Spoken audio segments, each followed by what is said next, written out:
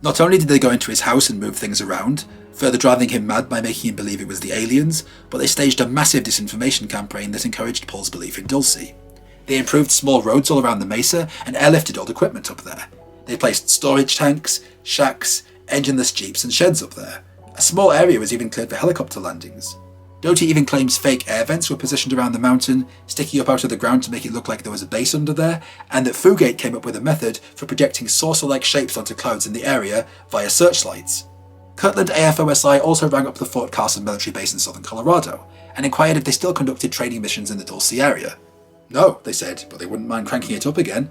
The Army was given further encouragement by an Air Force officer to cover at least some of the cost of these extra training exercises by filling out expense vouchers. Faced with this huge gravy train, the Army Infantry and Delta Force began training there again, with Paul encountering it, and the AFOSI telling the military it was part of a disinfo campaign against the Russians, further making Paul believe that some branch of the government had a secret deal with the aliens, and that a joint alien-human base existed beneath Dulce.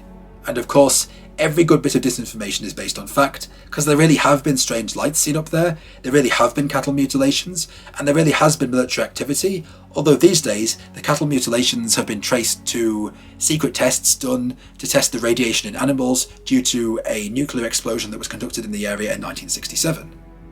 And also, there have been suspicious ranches up there, owned through multiple shell companies in classic CIA style. Even Myrna Hansen's story is shady.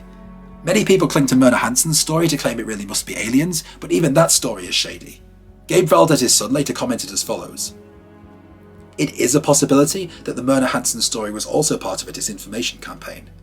I will go out on a limb here and say that the story of Myrna Hansen was probably a well-orchestrated hoax because of a very important fact: the listening devices found in my dad's house. The government heard all the conversations on the phone between my dad and Bennewitz, so such a hoax would be relatively easy to accomplish.